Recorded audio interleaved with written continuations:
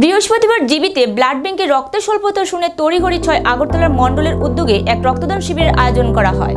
উপস্থিত ছিলেন মণ্ডল সভাপতি তপন ভট্টাচার্য, বিজেপি সহ সভানেত্রী পাপিয়া দত্ত সহ পার্টির অন্যান্য কার্যকর্তারা। বিজেপি সহ সভানেত্রী পাপিয়া দত্ত বলেন, রক্তদান একটি মহৎ ও সুন্দর দান। একজনের রক্ত দিয়ে শুধুমাত্র একজনকে বাঁচানো যায় না, একসঙ্গে ৩-৪ জনকেও বাঁচানো যায়। একজনের রক্ত আরেকজনের শরীরে বংশ পরম্পরায় প্রভাবিত হয়। জিবিপি হাসপাতাল আমাদের প্রধান হাসপাতাল, এখানে প্রচুর রক্তের প্রয়োজন হয় প্রতিদিন। ভারতীয় জনতা পার্টির কার্যকর্তা প্রতিদিন এই মহৎ কাজে অগ্রসর হওয়ার জন্য আহ্বান রাখছে। রাজ্যের মুখ্যমন্ত্রী ডক্টর মানিক শাহ আবেদনের সাড়া দিয়ে আজকের এই রক্তদানের আয়োজন করা হয়। পাশাপাশি নেত্রী আবেদন রাখেন, যারা রক্ত দিতে পারেন তারা যাতে এই মহৎ কাজে এগিয়ে আসে, সমাজে রক্ত স্বল্পতা থেকে একজন মুমূর্ষু রোগীকে উদ্ধার করে। এখানে আমাদের জিবি হাসপাতালে যে ব্লাড ব্যাংক আছে, এখানে একটি রক্তদানের আয়োজন করা হয়েছে।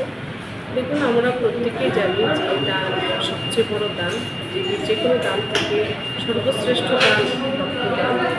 এবং এটা এরকম একটি দান যে দেখা যায় অনেক সময় যে রক্তদাতা সে হয়তো পৃথিবীতে থাকে না, কিন্তু তার দেওয়া রক্ত কিন্তু বংশ পরম্পরায় হাজার হাজার মানুষের শরীরে প্রবাহিত হয়।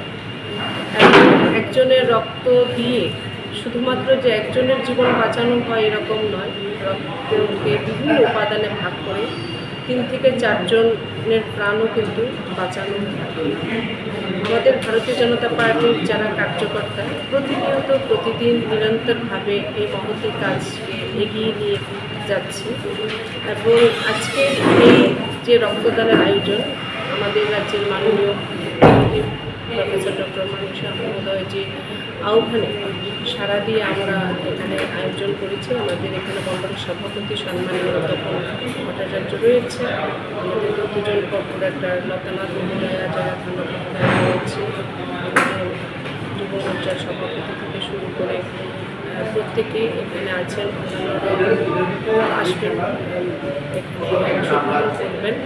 এবং আমি এতটুকু বলতে চাই যে যেহেতু এটা আমাদের প্রধান হাসপাতাল, এই জিবি হাসপাতাল, এখানে প্রতিদিন ব্যাপক প্রচুর রক্তের প্রয়োজনীয়তা হয় বিভিন্ন অপারেশন, বিভিন্ন কারণে।